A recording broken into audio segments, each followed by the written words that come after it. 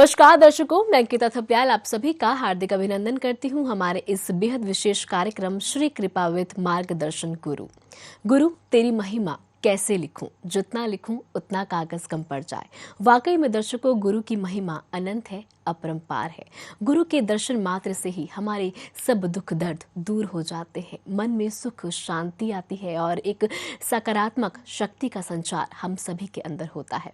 और हमारे इस कार्यक्रम में आज हमारे साथ एक ऐसे सदगुरु जिनके सानिध्य में आकर बहुत से लोगों ने अपनी जिंदगी को बदला है, एक सुखद एहसास उन सभी ने किया है। तो आइए उनका स्वागत करते हैं। जी हाँ, हम स्टूडियो में स्वागत करते हैं मार्गदर्शन गुरु राकेश शास्त्री जी का। बहुत बहुत स्वागत है आपका। नमस्कार गुरु जी, आपसे जानना चाहूंगी, आजकल देखा जाए तो मनुष्य माया के जाल में फंसता जा रहा है और छटपटा रहा और एक शांति खोज रहा है। वो क्या कहना चाहेंगे आप, किस प्रकार से वे इस शांति का अनुभव कर सकता है, शांति का एहसास कर सकता है? देखिए, पहले तो जितने भी एहसास देखने वाले दर्शक हैं, जितने भी लोग मुझे प्रेम स्नेह करते हैं, उन सबको मेरा बहुत बहुत प्रणाम। बहुत बहुत आप सबका आभार। बहुत बहुत आप सबके माता रानी आपके जीवन में यूं ही कृपा बनाए रखी है, ऐसी मेरी हमेशा आपके साथ कामना रहती है। बंधुओं, जिस तरह से आज हमारे देश में स्थिति है, जिस तरह से हमारे सनातन धर्म में जो हमारे जीवन से जुड़ी हुई तमाम परेशानियों का व्यापारीकरण हुआ है, कहीं ना कहीं वो हमारे जीवन की अशांति का सबसे बड़ा कारण बन गया है। कई लोगों के दिन भर में हजारों लोग हमें कॉल करते हैं, हजारों लोग हमसे बातें करते हैं, मुलाकात करते हैं। सबका एक ही कहना है कि आखिर कब तक यूं ही जीवन में हम आंसू बहाते रहेंगे, आखिर कब तक जीवन को यूं ही हम उम्मीदों के सहारे छोड़ देंगे, और कब तक हम अपने यूं ही जीवन को किस्मत के सहारे कोसते रहेंगे। आखिर ये कहीं तो जीवन का अंत हो। इसका अंत क्या है? कवच है? इसका अंत कुंडल है? या इसका अंत मंत्र धारण है? इसका अंत जो है किसी साधना से संभव है? बंधुओं, जिस तरह से सनातन धर्म का हालत आज हुआ है, इस देश में नहीं पूरे विश्व में किसी धर्म का ऐसा निरादर आज तक नहीं हुआ जो आज हमारे देश की परंपराएं हो गई हैं।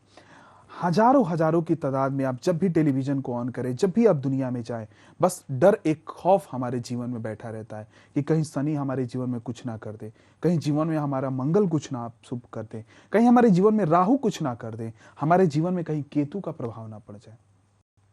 आखिर ये डर क्यों है हम सबके जीवन में? कभी आप इसके पहलुओं पे सोचें, कभी इसके पहलुओं पे बात करें, तो आपको लगेगा कि जीवन में आप सुनना भी वही चाहते हैं जो लोग सुनाते हैं।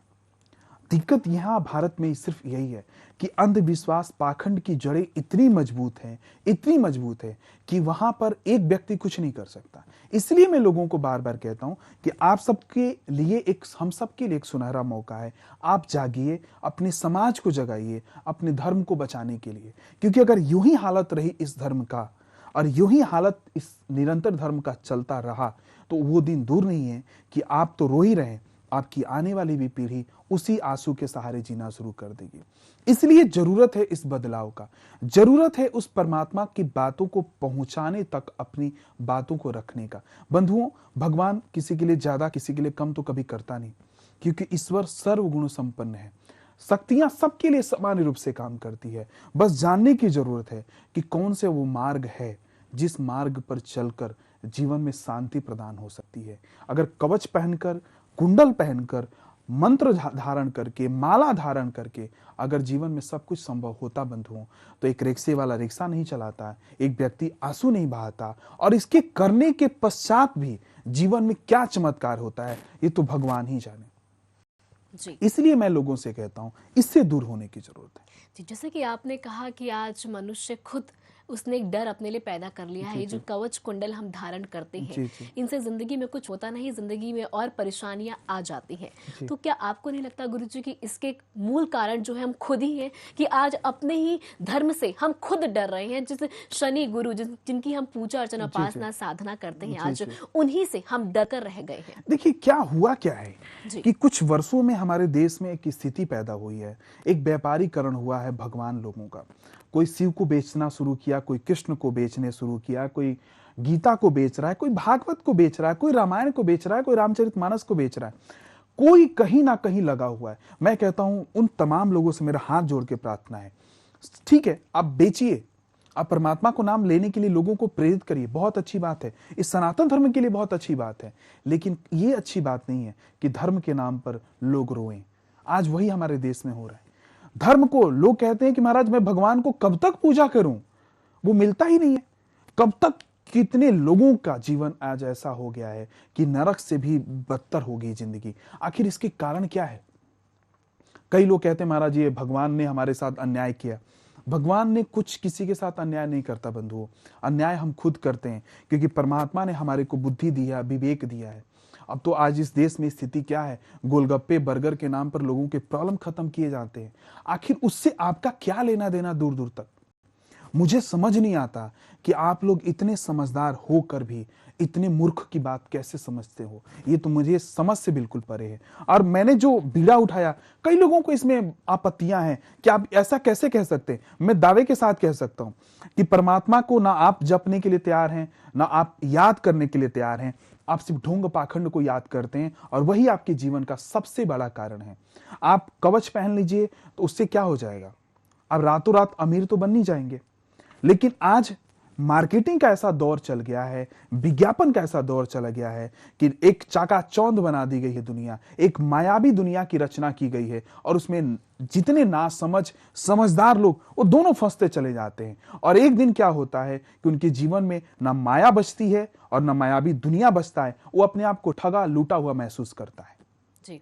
मैं सिर्फ लोगों से इतना ही आग्रह करने आया हूं कि अगर आप सचमुच अपने परिवार के लिए, अपने बच्चों के लिए, अपने रिश्तेदार के लिए, अपने भाई बंधुओं के लिए, अपने इष्ट मित्रों के लिए कुछ करना चाहते हैं, तो सनातन धर्म को पहले जानिए। पहले पहचानिए कि परमात्मा मेरे पे कृपा क्यों नहीं कर रहा है। क्योंकि कृपा की सिर्फ एक ही बात नहीं होती बंधुओं कि कवच पहन लो, भगवान का नाम ले लो, माता रानी का नाम ले लो तो आपके जीवन में कृपा बरसेगी। नहीं, आप इधर चोरी करो, इधर डाकू डालो, किसी का मर्डर करो, किसी से झूठ बोलो और सोचो आपके जीवन में चमत्कार हो जाएगा, तो आप किसको झूठ बना रहे हो? यानी कि सिर्फ आप इंसान को बहला फुसला सकते हो। जिसने ये दो आंखें दी है ना, वो आंखों के द्वारा आपकी हर हर नजर, हर हर हरकतों पे नजर रखता है। इसलिए मैं कहता हूं, झूठ आप इंसान से बोल सकते हो, भगवान से कभी नहीं बोल सकते। आज वही हम सब कर रहे हैं। नवरात्रि चल रहा, सबके जीवन में माता रानी कृपा बनाए रखी कि बार बार मेरी कामना है, लेकिन लोग इंतजार कर रहे हैं, महाराज ये कब खत्म हो दशहरा, ये कब खत्म हो ये जीवन का नवरात्र, मैं ये करूंगा, मैं वो करूंगा, मेरा तो खाना रुक गया मेरा। अरे भैया, कौन कहता है तुम व्रत करो? व्रत ना करो, लेकिन परमात्मा को हमेशा याद करो, ये जरूरी बात है। जी बिल्कुल, परमात्मा को हमेशा याद करना चाहिए। हमारे हर दुख को, हमारे हर सुख को परमात्मा ने लिखा है। और कहते हैं ना कि परमात्मा पे हमेशा हम डाल देते हैं कि जब हमारे साथ कुछ अच्छा नहीं होता तो ये हमारी किस्मत है, ये ईश्वर की वजह से हो रहा है। दर्शकों, ईश्वर कभी हमें वो नहीं देता जो हमें अच्छा लगता है। ईश्वर हमेशा हमें वह देता है जो हमारे लिए अच्छा रहता है। तो इसीलिए परमात्मा को याद करें, देखिए फिर किस प्रकार से आपकी ज़िंदगी में अद्भुत चमत्कार होंगे। हम बात करते हैं ज्योतिष की, हम बात करते हैं वैदिक ज्योतिष की। और जहां देखा जाए, हम पहले कहते थे कि हमारा नियंत्रण जो है, हमारे चराचर जगत का नियंत्रण ग्रह करते हैं, लेकिन आज देखा जाए तो हमारा नियंत्रण सब ज्योतिषों के पास है। जी। और आप इसकी बहुत निंदा भी करते हैं कि बार बार हमें हर चीज के लिए ज्योतिष का सहारा नहीं लेना चाहिए। कर्म भी हमारे कुछ होते हैं, हमें अच्छे कर्म की ओर प्रेरित होना चाहिए। देखिए क्या है कि मैंने आपको जैसे बताया कि इस धरती पर दो प्रकार के ज्योतिष की रचना हुई है, जो अभी तक मैं समझ पाया हूँ, क्योंकि मैं भी थोड़ा बहुत ज्योतिष जानता हूँ। अच्छा। मेरी विरासत भी ज्योतिष की रही है, खुद भी मैंने आचार्य किया है, तो ज्योतिष के बारे में थोड़ा मैं और भी जानता हूँ। बिल्कुल। ज्योतिष सिर्फ व्यक्तियों को दो राहे पर लाकर खड़ा करता है। व्यक्ति ना इधर जा सकता, ना इधर जा सकता, स्वयं का निर्णय खत्म हो जाता है। और मैं यही लोगों से बार बार कहता हूं कि खुद के निर्णय से आप जब तक अपने जीवन में कुछ जानेंगे नहीं। आज जो ज्योतिष हम देखते हैं वो बेसिकली ज्योतिष नहीं है, वो सिर्फ पाखंड है, अंधविश्वास है। बड़े बड़े संत, बड़े बड़े तपस्वी इस ज्योतिष को समझ नहीं पाए आज तक। तो आपकी और हमारी क्या हैसियत है कि हम ज्योतिष को समझ पाए? आज आप जो भी ज्योतिष देख रहे हैं वो ज्योतिष नहीं है। ज्योतिष एक तिरस्कृत विषय बन के रह गया है। ज्योतिष जैसा तिरस्कारित विषय आज तक इस सनातन धर्म में हुआ ही नहीं, और इसका मूल कारण हमारे जैसे पाखंडी ढोंगी लोग हैं, जिस ज्योतिष के नाम पर हजारों लोगों की जिंदगियों के साथ खेलते हैं, नित्य प्रतिदिन खेलते हैं, कभी राशियों के नाम पर, कभी नक्षत्रों के नाम पर, कभी ग्रहों के नाम पर। अगर यही ग्रह को अगर सही ढंग से प्रेरणा दी जाए, सही ढंग से उनका कैलकुलेशंस की जाए, तो मैं आपके दावे के साथ कह सकता हूं कि आपके जीवन की तमाम धुरी पहिया बिल्कुल ठीक हो सकता है। लेकिन आज स्थिति इतनी बदतर हो गई है कि कोई एक लैपटॉप लेकर बैठ जाता है, 2 दिन के अंदर बाबा हो जाता है। जय हो बाबा जी की, जय हो उनके भक्तों की। और तो और लोग आंख बंद करके आप लोगों की भविष्यवाणी शुरू कर दी है। आंख से देखकर वो बता देते, जैसे महाभारत में संजय वही थे। बंधुओं, मुझे तो ये बात हास्यपद से लगती है कि ये हम लोग कर क्या रहे हैं आज। हम तो तरक्की पे तरक्की करते जा रहे हैं, लेकिन उस तरक्की के दौर में आंसू थमने का नाम नहीं ले रहा है। ये बड़ी चिंता की विषय है। घर में कूलर से लेकर हटने के बाद एसी तक आ गया, लेकिन आंसू अभी भी कम नहीं हुए, बढ़ से गए हैं। तो अगर आंसू दिन पर दिन बढ़ रहे हैं जीवन में, अगर रोना दिन पर दिन प्रतिदिन बढ़ता जा रहा है, तो इसका कारण क्या है? वो धर्म है या ज्योतिष है? मैं सिर्फ एक बात सिर्फ आपसे कहता हूं, मैं ज्योतिष की कभी खिलाफत बात नहीं करता, क्योंकि ज्योतिष को मैं समझ रहा हूं कि ज्योतिष है क्या। जो आज ज्योतिष है, बिल्कुल कतई वो ज्योतिष नहीं है। जो शनि के डराए, जो मंगल के नाम पे डराए, जो काल सर्प दोष के नाम पे जबाए, जो पता नहीं क्या क्या यम, पता नहीं क्या क्या नाना प्रकार के, मतलब सुबह से लेकर रात तक अगर किसी के घर में जाओ तो यही चर्चाएं चलती है। महाराज मेरा काल सर्प दोष खराब है तो मेरा काम नहीं बन रहा है, मेरा ये खराब है, मेरा ये नहीं। मैं कहता हूं समय निकालो, जागने की जरूरत है। महात्मा बुद्ध ने किसी ज्योतिष का सहारा नहीं लिया, राम ने किसी ज्योतिष का सहारा नहीं लिया, कृष्ण किसी ने ज्योतिष का सहारा नहीं लिया। उन सब ने कहा, कर्म प्रधान विश्व करी राखा, जो जस करहि तस फल चाखा।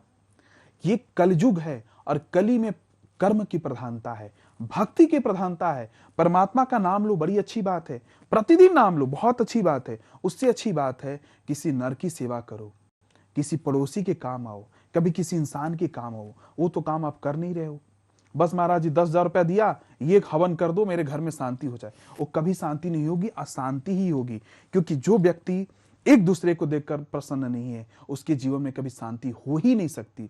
ये श्री कृपा क्या है?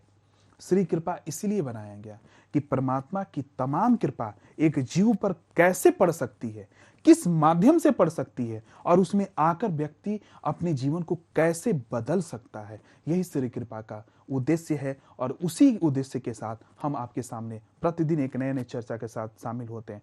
और वो दिन दूर नहीं है जब भारत के घर घर में लोग श्री कृपा को अपनाएंगे और मानेंगे, क्योंकि वही सत्य है और वही अटल है। जी, श्री कृपा की अगर हम बात करें, श्री कृपा समागम आप करते हैं और बहुत से लोगों से हमने खुद भी बात करी है कि श्री कृपा में जब आप इस समागम में जाते हैं, वहाँ पर आप जब गुरु के सानिध्य में आते हैं, तो किस प्रकार का एहसास आप करते हैं? मानेंगे इन दर्शकों, उन्होंने कहा अद्भुत चमत्कार होता है। हमने अपने आप को जाना है, हमने अपनी अंतरात्मा को जाना है, हम क्या है। इस श्री कृपा समागम में जाने के बाद ही हम इस महत्व को समझ पाए हैं। आपसे जानना चाहूंगी, और किस प्रकार का एहसास दर्शक इस श्री कृपा समागम का हिस्सा बनकर करते हैं? देखिए, सबसे बड़ी बात क्या है कि अगर किसी से हम शादी करने जा रहे हैं, तो उस लड़की के बारे में कितना हम लोग पहले देखते हैं, या बर के बारे में कितना चुनाव करते हैं। कोई नौकरी करने जाते हैं तो हम उसके बारे में बहुत सारा चुनाव करते हैं, यार ये नौकरी कहाँ जाएगी, इसमें हमारा प्रगति होगा कि नहीं होगा। नाना प्रकार की चीजों को हम पहले चुनते हैं। एक सब्जी खरीदने भी जाते हैं तो हम ये देखते हैं कि सब्जी सही है कि गलत है। लेकिन जब जीवन की बात आती है तो हमारा बुद्धि कहाँ भ्रष्ट हो जाता है, ये मुझे समझ नहीं आता। हम बिल्कुल नहीं सोचते। आज का इंसान, मनुष्य सोच ही नहीं रहा है अपनी जिंदगी को लेकर। हम यही नहीं सोच पाते हैं। एक सब्जी लेने के लिए मेरे को बड़ी आश्चर्य हो रहा है ये कहते हुए कि एक सब्जी लेने के लिए हम नाना प्रकार के मोल भाव करते हैं। बिल्कुल, ये सब्जी सही है कि ये गलत है, ये कहाँ से आई है, कौन सी मंडी से आई है।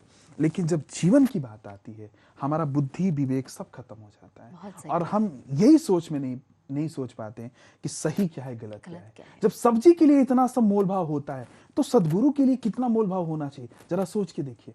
जो आपके जीवन की गति को चलाता है, जो आपके जीवन को अच्छाई से बुराई और बुराई से अच्छाई तक लेने की मद्दा रखता है, उसमें मोल भाव नहीं हो रहा है। उसमें टीवी पर देखा और पहुंच गए, ये धारण कर लिया, ये हो जाएगा। अगर यही सब करना होता तो मेरे भी कमी क्या है, मेरे अंदर भी ज्ञान है, मैं भी थोड़ा बहुत चीजें समझता हूँ, मैं भी कोई कवच कुंडल बेचना शुरू कर दूं जी। और यही जनता, यही लोग लेना शुरू कर देंगे। लेकिन आखिर किसी को तो ये मौका देना चाहिए, कोई तो आए जो कहे कि नहीं ये सत्य है या सत्य नहीं। ये आज जरूरत है इस भारत में कि कोई आकर ये कहे ये सत्य है या सत्य है। आज भारत में इसी की कमी है। बिल्कुल। तो इसी को हमें दूर करने की जरूरत है कि अगर इस जीवन में सब्जी खरीदने के लिए इतना मोल भाव है, तो जीवन में अगर सदगुरु बनाना है, इसके लिए कितना सारा कुछ हमारे को इकट्ठा करना पड़ेगा, उस सदगुरु के बारे में ये बहुत जानना है। भीड़ देखकर एक के पीछे एक लगे रहो, क्योंकि लोग हैं, लोगों का काम है भीड़ देखकर एक दूसरे के पास जाना। लेकिन बंधुओं, उस भीड़ में याद रखना कहीं मुस्कान आपकी गायब ना हो जाए, उस भीड़ से याद रखना कहीं हंसी जीवन का गायब ना हो जाए। लेने गए हंसी और रोते हुए वहां से वापस आओ, ये कभी मत करना जीवन में। इसलिए मैं लोगों से कहता हूं, जागो, उठो और हंसो, फिर जीवन देखो कैसा होता है। बिल्कुल, बहुत सही कहा आपने आचार्य जी कि सदगुरु में इतनी ताकत होती है कि वे आपकी ज़िंदगी के कष्टों को तो दूर कर ही सकता है, आपको अपने आप से भी परे ले जाता है सदगुरु। तो सदगुरु का चुनाव होना और सदगुरु की हर चीज़ को समझना एक मनुष्य के लिए बहुत आवश्यक हो जाता है, क्योंकि हमारी ज़िंदगी को पलट देता है सदगुरु, हमें एक अलग मुकाम पर लाके खड़ा कर देता है सदगुरु। तो यहाँ पर आप सदगुरु की अगर हम बात करें, लोग समागम में जाते हैं, सत्संग में जाते हैं। आपकी अगर हम बात करें श्री कृपा समागम, हमने खुद लोगों से बात करी है, एक अद्भुत एहसास उनको होता है। वहां पर ऐसा क्या होता है गुरुजी कि लोग जिंदगी से ही बिल्कुल ऐसे समस्त दुख दर्दों को अपने दूर करके वहां से आते हैं, और किस प्रकार की खुशी उनके तेज उनके मुख पर होता है, वो हमने स्वयं भी देखा है। देखिए, श्री कृपा ड्रामा और पाखंड का जरिया नहीं है। पहली बात तो ये है। श्री का मतलब होता है अनंत, कृपा का मतलब होता है जीवन को चलाने वाली ऊर्जा। जहां पे अनंत ऊर्जाओं का समावेश है, वही श्री कृपा है। श्री के बाद ही दुनिया शुरू होती है। श्री से ब्रह्मा मिलते हैं, श्री से विष्णु मिलते हैं, श्री से शिव का निर्माण हुआ है, श्री से शक्ति का निर्माण हुआ है। किसी भी देवी देवता के नाम से पहले श्री शब्द का संबोधन है। क्यों है? क्योंकि श्री अपार शक्तियों का, अपार अनंत इच्छाओं की पूर्ति करने वाला एकमात्र जीवन का दाता है। तो जब जीवन का अंत और अनंत जब श्री के साथ शुरू होता है, तो व्यक्तियों के जीवन में तमाम अलग अलग हलचल पैदा होती है। जो आज 40 साल से सरवाइव कर रहा है अपनी प्रॉब्लम से, समस्याओं से, जो इतने सालों से अपने जीवन की तमाम मुश्किलों से, उतार चढ़ाव से गुजर रहा है, श्री कृपा में आती है, ऐसे क्या चमत्कार हो जाता है? चमत्कार ये होता है कि वो पल भर में ये सीख लेता है कि मुझे दौड़ना कैसा है। अभी तक वो दौड़ना ही नहीं सीख पाया, क्योंकि बार बार जैसे दौड़ने का प्रारंभ करता है व्यक्ति, खड्डा कोई आ जाता है साथ। जैसे कोई दूसरा काम करने जाता है, तीसरा उसके सामने मौलिक अधिकार छुप जाता है। लेकिन जब श्री कृपा में आता है, वो समझ जाता है कि मुझे दौड़ना कहाँ है और ये रास्ता मुझे कहाँ ले जाकर छोड़ेगा। बंधुओं, मंजिल तक पहुंचना बहुत मुश्किल काम नहीं है। मंजिल तक जो रास्ता पहुंचा दे, उसका चुनाव करना बड़ा मुश्किल काम है। ये हमेशा ध्यान रखना। मंजिल तक तो अगर रास्ता मिल गया तो कोई भी अंधा भी पहुंच जाएगा, लेकिन जो रास्ता मंजिल तक आपको पहुंचा दे, उस रास्ते के हमेशा तरफ जाना। सत्य थोड़ा सा कड़वा जरूर होगा, आपकी मेरी बातें थोड़ी समझ बाद में आएगी, लेकिन जिस दिन आएगी उस दिन इस भारत में नहीं, पूरे विश्व में जिस तरह से श्री कृपा ने अपना अद्भुत अलौकिक चमत्कार दिखाया, अगर आप भी एक बार जीवन में देख लें, तो आपको लगेगा कि जीवन तो अब से शुरुआत हुई है। महाराज, जीवन तो अब जीने का नाम है। जीवन का मतलब क्या है बंधुओं? ये जीवन 60 साल का है, किसी का 50 साल का, किसी का 70 साल का, किसी का 80 साल का, किसी का 20 साल में। इसी में सब कुछ जीना है। यहां रोने का तो टाइम ही नहीं बचा है। 70 साल 80 साल के जीवन में रोने के लिए कहां वक्त बचा है? लेकिन हमारा जीवन 80 साल रोते रोते गुजर जाता है। वो पता ही नहीं चलता कि कब जवानी से हम बुढ़ापे की तरफ आ गए, कब पता नहीं चला कि जवान से कब वृद्ध की अवस्था में आ गए, और कब पता नहीं चला वृद्ध से हम इस दुनिया को छोड़ने के लिए अंतिम पड़ाव पर आ गए। लेकिन उसके बीच में अगर आपने हंस लिया, जीवन को समझ लिया, तो मौत भी आएगी तो हंसते हंसते आएगी। गुरुजी, आप मिरर साइंस लेकर आ रहे हैं, ये भी एक मेडिटेशन का ही पार्ट है, एक मेडिटेशन का ही हिस्सा है। और हम मेडिटेशन यानी कि ध्यान की अगर हम बात करें तो उसकी उत्पत्ति हिंदुस्तान, हमारे हिंदू सनातन धर्म से हुई, लेकिन आज हम ही खुद उसे कहीं ना कहीं भूलते चले जा रहे हैं। और आप देश के बाहर अलग अलग हिस्सों में आप जाते हैं, बहुत सारी कंट्रीज में आप जाते हैं, मेडिटेशन शिविर आप लगाते हैं, तो उसमें और हिंदुस्तान में जब आप आते हैं तो कितना फर्क आपको नजर आता है? देखिए, मैं आपको एक बड़ा तजुर्बे वाली बात बताता हूँ जी। इस मिरर साइंस की जो उत्पत्ति हुई, ये आज से 5000 वर्ष पूर्व हुई द्रौपदी के समय पर। जी।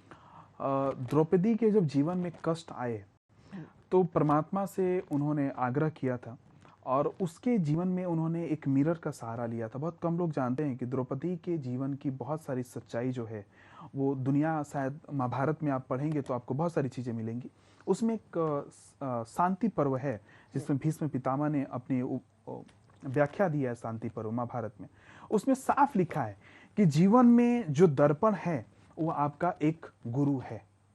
एक बात आप स्पष्ट तौर पे समझ लें, द्रौपदी ने कहा कि बाबा जब मैं अपने जीवन में तमाम मुश्किलों में फंस गई थी, जब दुर्योधन आदि भाइयों ने जब मेरा जीवन में मेरे चिरहरण का जो एक घटना रची गई, तो मैंने जब मिरर साइंस में अपने आप को जाकर देखा और मैंने ये सोचने का प्रयास किया कि अगर मैं वस्त्र विहीन हो जाऊंगी तो मेरा जीवन कैसा होगा, तो बाबा मैं जानकर बड़ी हैरान हो गई कि जब मैंने उस मिरर में देखा अपने आप को, तो मैंने ये पाया कि ये जो शरीर है ये सिर्फ एक हमारा जीवन का नाम मात्र का सांकेतिक केंद्र है, असली जीवन तो मैंने देखा ही नहीं बाबा। और जब मैंने मिरर के पास गई तो उसने मुझे पूरे जीवन का परत खोल के रख दिया, और तब मैंने कहा कि दुर्योधन तुझे जो करना है मेरे शरीर के साथ कर सकता है, क्योंकि मेरा मार्गदर्शक जो है वो दर्पण बन गया है। और दर्पण क्या होता है, क्योंकि दर्पण परमात्मा के बहुत करीब होता है, क्योंकि सत्य हमेशा परमात्मा के करीब होता है, ये ध्यान रखना। तो दर्पण कहीं ना कहीं वो कॉन्शियस माइंड की वजह से आपके जीवन की तमाम बातों को उस परमात्मा तक पहुंचाता भी है। इसीलिए जब आप 40 साल के होते हो, 50 साल का होते हो, तो आईना के सामने जाने से हम घबराने लगते हैं। क्यों घबराते हैं? आईना के सामने इसलिए घबराते हैं क्योंकि आईना ये दिखाता कि मेरे बाल सफेद हो गए, मेरे बाल झड़ने लगे, मेरे आंखों में झुर्रियां आ गई, मेरे चेहरों पे झुर्रियां आ गई, ये आईना दिखाता है। और जब वो आप दिख नहीं पाते हो तो अब आपके जीवन में छटपटाहट पैदा होता है, जीवन में तृप्ति अब नहीं मिल रही है। वो आईना का काम है, यानी कि आईना आपका प्रथम गुरु है। बहुत लंबी ये चर्चा है, उस चर्चा में एक और कड़ी है। मैं एक अपनी जीवन की और जुड़ी हुई आपको सत्य घटना बताऊं। पोलैंड में मैं समागम करने अभी पिछले साल में गया था, श्री कृपा का। वहां पर लोगों को मैंने मिरर साइंस के बारे में पहली बार उनको, उस वहां के कंट्री में जो लोग रहते हैं उनको बताया। आप जान के हैरान होंगे कि लोग ये समझने के लिए तैयार नहीं थे कि क्या मिरर भी मेरे जीवन में उतना ही सहायक है जितना एक मार्गदर्शक सहायक है। और आज स्थिति ये है कि वो लोगों ने, बहुत से लोगों का कॉल्स, फोन, मैसेज हमारे पास आते हैं कि महाराज जी उस मिरर ने जीवन की तस्वीरें बदल दी। जिस पति पत्नी में अलगाव हो गया था, जिस बाप बेटे में रोज तनाव रहता था, जो व्यापार कभी चल नहीं पाता था, जो कोर्ट में कभी हम जीत नहीं सकते थे, उन तमाम चीजों को हमने शीशे के सामने जाकर और समाधान पाया है। क्यों? क्योंकि शीशा जो है, आईना जो है, हमेशा आपके प्रत्यक्ष अप्रत्यक्ष रूप से आपकी मदद करता है। कभी आपको सुंदरता में मदद करता है तो कभी जीवन को सुंदर बनाने में मदद करता है। बस जरूरत है उस ध्यान को सीखने की, जरूरत है उस विद्या को जानने की कि कौन सी ऐसी शक्ति है जो आईना के साथ जुड़ी है और कौन सी शक्ति ऐसी है जो मुझे उन तमाम बंधनों से मुक्त कर सकती है। जी बिल्कुल, तो यहाँ पर आपके लिए एक बहुत अच्छा मेडिटेशन लेकर आ रहे हैं गुरुजी, मिरर साइंस मेडिटेशन, जहाँ आप खुद को जानेंगे, अपने आप को पहचानेंगे, तो आप भी इसका हिस्सा बन सकते हैं। साथ ही साथ श्री कृपा समागम जो समय समय पर गुरुजी करते हैं आपके जीवन में अद्भुत बदलाव लाने के लिए, आपके जीवन में खुशियाँ लाने के लिए, जिन जिन दुखों में आज आप जी रहे हैं, जिन परिस्थितियों में आप आज जी रहे हैं, उन परिस्थितियों, उन दुखों से आपको बाहर निकालने के लिए श्री कृपा समागम में दर्शकों आप भी हिस्सा ले सकते हैं, अपने आप को जान सकते हैं। अद्भुत होता है श्री कृपा समागम। तो बिल्कुल देर न करें, तुरंत फोन करें, नंबर लगातार टीवी स्क्रीन पर फ्लैश हो रही है।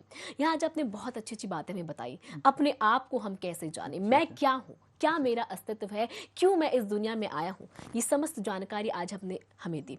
आपसे जानना चाहूंगी कि अब जो हुआ सो हुआ, आज अगर ये कार्यक्रम देखने के बाद अगर मनुष्य को अपने आप पर, किसी व्यक्ति को अपने आप पे पश्चाताप हो रहा है, तो अब वह किस प्रकार से, जिस जाल में उसने, जो जाल उसने खुद अपने लिए बुना, उस जाल से अब वह किस प्रकार से बाहर आ सकता है? बहुत सिंपल है, देखिए बहुत आसान रास्ता है।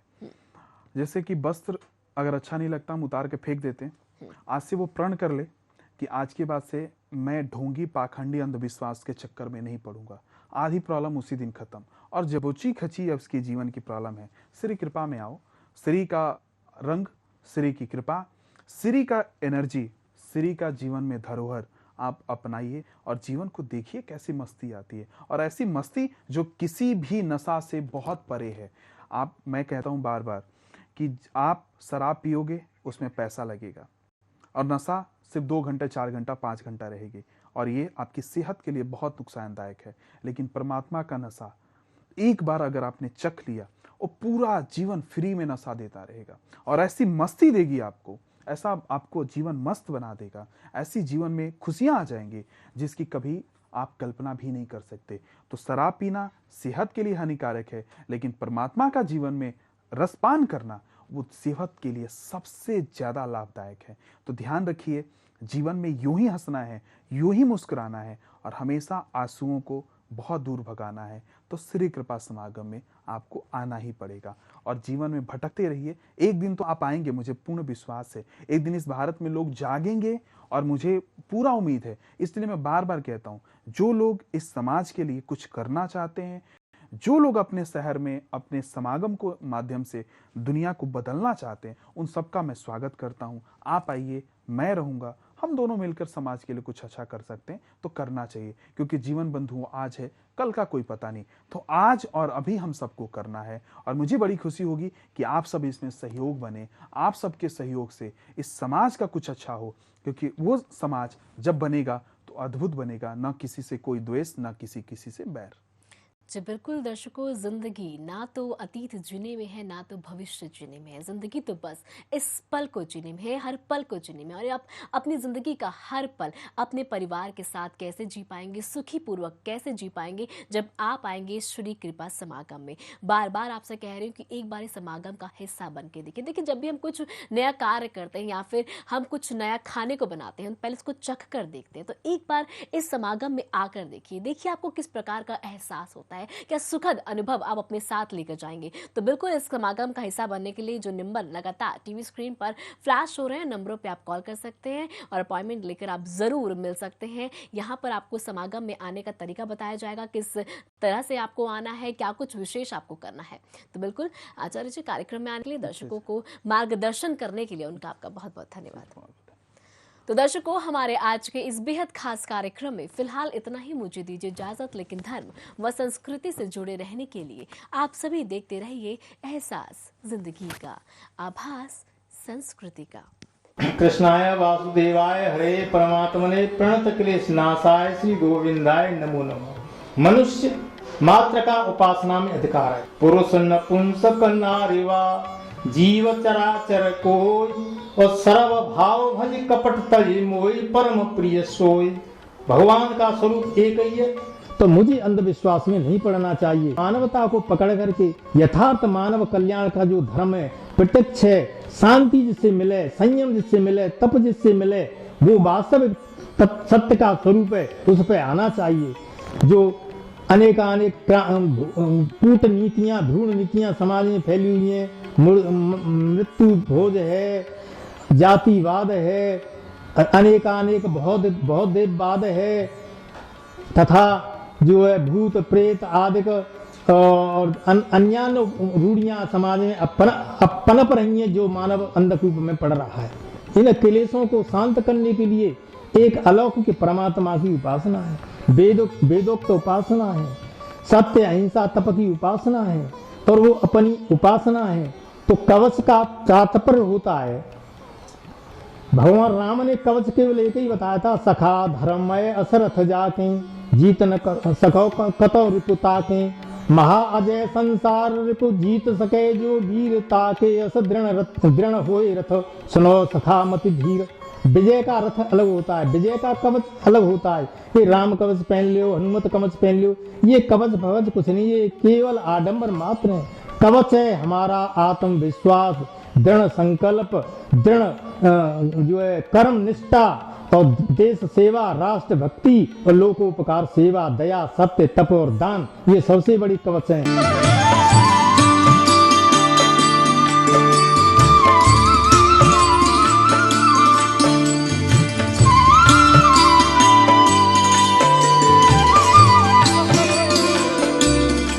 कार्यक्रम को आगे देखने के लिए आप लॉग ऑन करें www.ehsastv.com पर।